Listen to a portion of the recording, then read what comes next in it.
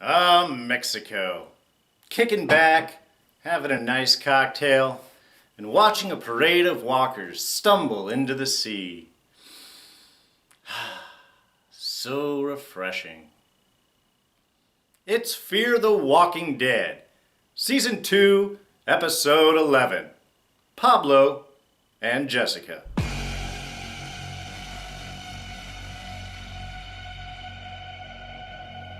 Hey everyone, D here, and welcome to this week's review of Fear the Walking Dead. So, of course, there are spoilers ahead, just so you've been warned.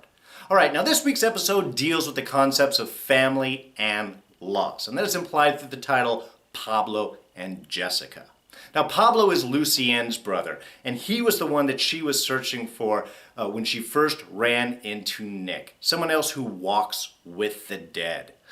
Now, she finds out this week that he has died. He has passed away. His body has been found. And since her mother had died earlier on in the apocalypse, this pretty much leaves her alone, now without family, merely with the community, grounding her into the community that she is with. But there is also Nick right there with her, a very empathetic, caring person, someone she can relate with, someone she is testing apparently, but who is also here in this community looking for a new family of his own. And then we have Jessica. Jessica is the bride who passed along the very early parts of the apocalypse and whose mother, Eileen, now blames Elena's for her death. Now she is really holding on. While Lucienne can kind of overcome and move with the loss of her brother, Eileen is really holding on to the loss of Jessica, really holding on to that blame for Elena. And this is now standing in the way of them moving forward. Because, of course, Maddie has the idea to take the hotel and to fortify it, clear it out, and use it as an actual defensible space to live. They have the supply, they have months of food, from what Elena has said. They've got the size where they can start to collect water, they can start to grow their own vegetables, and they want to do this before other people come to take it. So it's really about moving past that loss. And of course, Maddie uses the line in that connection of, "We have all lost someone."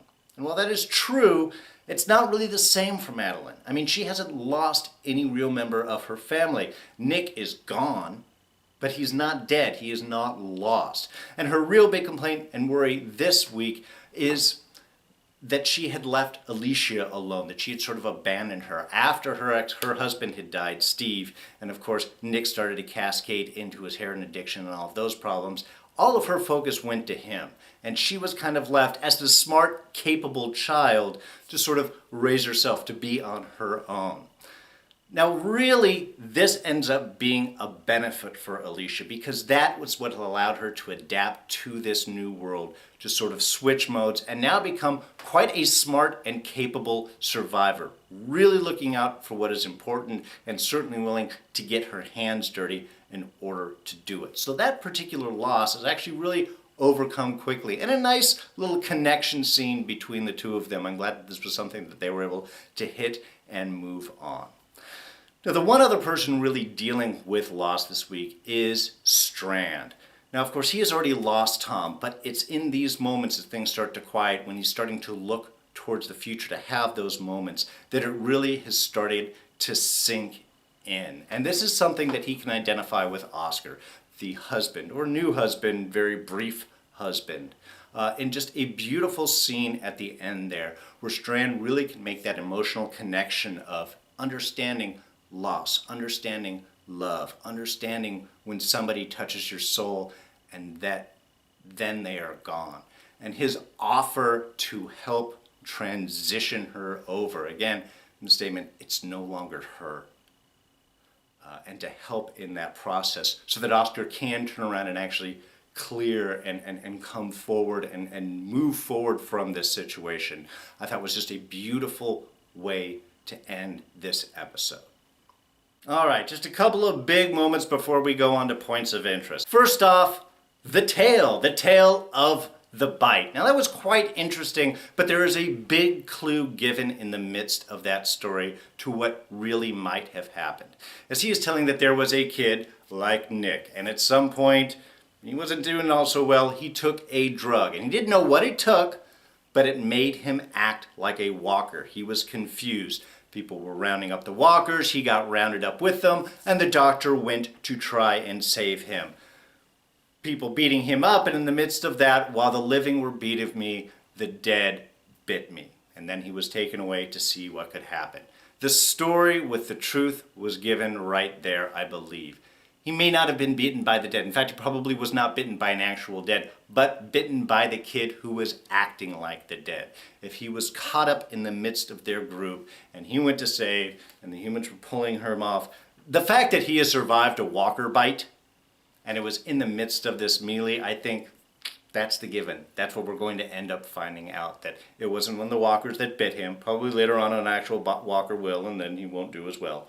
But that it ended up being that this kid was the one who bit him, and they were able to mistake that for an actual walker. Okay, and of course the big moment, the herding, the Pied Pipering of the dead off into the sea.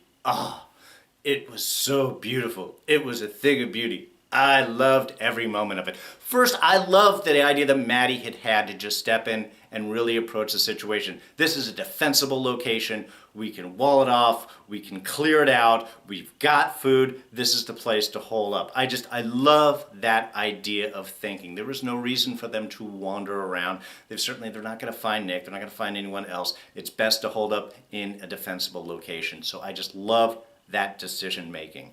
And then the idea and finding it out, lead them out. The Riptide, it will pull them out into the sea. I was a little worried for a moment when Alicia was walking out into the water in case there were any dead that might start grabbing at her ankles. But the sign of the Riptide anyway, just a beautiful idea, beautiful showing of everyone getting together, clearing things out, and sort of suckering them all out. It was beautifully done. It was tactically smart.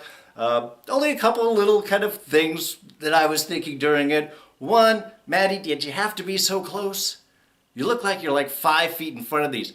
10, 15, I'm just saying you're walking backwards, you trip over something. If you're that close, they'd be right on top of you. So, little extra distance in those moments. I still think all the banging and clanging is going to work. And two, maybe have the boat set up first. Just have someone out there. I know you probably need everybody in order to pull them out. That would make sense. Maybe you could have put the boat out there and roped it off. Maybe that wouldn't have been the bit. Anyway, there's a bit of tension of trying to make sure that the boat's out there before she does. That's it. I mean, I think it's, again, small little things, just beautifully done. And I have to say my favorite moment was the huge, big sweeping shot starting down when they're running underneath the pier and then arcing all the way up and over the pier as you see the huge line of walkers. Oh, that is a smart use of camera work. If you're going to spend money for any shot, that is the perfect type of shot to spend it on. Anyway, I love that whole sequence. Big fan. Awesome. All right, and just a few points of interest to the episode. One, I'm glad Nick is able to apply his prior experience towards a constructive use for the community. In reality, as Alejandro put it, what Nick was buying, what he was doing, is he was buying hope. And what they might find out is that might be the most valuable commodity in the apocalypse. Plus, now we all know how to cut oxys, so okay. And it's official, Walker Blood is now the official travel wear of the apocalypse. I can just see the shirts right now, a little stained in blood, and "Be like Nick" on it. There may have to be some classes though. I think if you're sweating bullets, even in the midst of the walkers, they're probably going to smell that. Must remain calm. I like the opening bit where we got to see what happened to Maddie and Strand during the walker attack, but I thought the time jump they did was really clumsy. They jumped from daytime to daytime. Now, we could see it looked like they had showered and there was a stack of water that some time had passed, but when Strand mentioned, "I think we should try and get some sleep," it really seemed to imply that it was the same day, so that when Alicia started screaming and they ran to her, it was really kind of a jarring moment there. My guess is there probably was a scene where Maddie was there and she was going to be up all night and Strand was like, "I need to sleep," and Maddie was like, "Oh no, I need to be sure that we look around for Alicia, I got to be ready for her." that ended up getting cut. That would be my most likely sense, but because that was gone, it was just an odd jump. It was really, they just should have either dropped the bed line, I think, and that would have been just fine. When Alicia's talking to Hector about clearing the tower, we have to clear. If you leave one and it gets away, we have to start all over again. It really made me think a lot about Morgan, especially back in his episode Clear, back in season 3 of The Walking Dead. You have to be clear. And finally, if this episode teaches us anything, it's the importance of learning a second language. All right, so that pretty much wraps us up for this week. Few episodes left. Now, actually, I was just looking at the episode count, and originally they were talking about 13 episodes, 7 up front, 6 in the back end. However, there are episodes listed all the way up until 15 for this season, so it looks like we're going to get a couple of extra episodes. I don't remember hearing about this, so I'm sorry I didn't say anything about you before that. You all might know it, and I'm the first to find out. But yes, it looks like we will have up to 15 episodes total for this season. So instead of 2 more, it looks like we've got 4 more episodes ahead of us. So that's good. It gives us more time to focus and see what happened with Travis and Chris. That's going to get creepy. And of course, the big question left unanswered today: what the hell is going on with Ophelia? Okay, she left. She must have grabbed the keys with her, the keys to the tower and the keys to the truck, because the truck is gone. So she ran down, got in the truck, and took off. So is she on her own? Did she just flip out?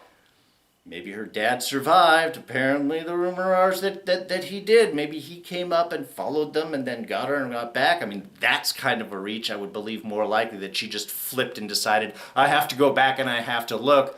Maybe that's what went on. But we've got quite a few more episodes now to figure all of that out. So if you did enjoy this review, go ahead and hit that like button. You can hit the subscribe button right over here. Come back every week. Instead of 2 more episodes, we got 4 more ahead of us. That is going to be excellent. I'm enjoying that idea. Comments, throw them down in the section below. What thoughts do you have? What do you think is going on with Ophelia? And how long do you think that the hotel defense is going to work? Is this something that's going to last the season, maybe going through next season, or are they going to start clearing this out only to have it taken over by a new group that, well, like Maddie had warned, isn't going to be quite so friendly about it? We'll have to find out. Anyway, so you can always catch me on Twitter. I'm at Darren Jakes. There it is right there. Anyway, that's going to be it for me. I'm going to relax, enjoy the rest of my cocktail, and watch the sunset over the surf. Refreshing. Anyway, that's it. I'm D, and I'm out of here. You guys take it easy. I'll see you next week. Bye-bye.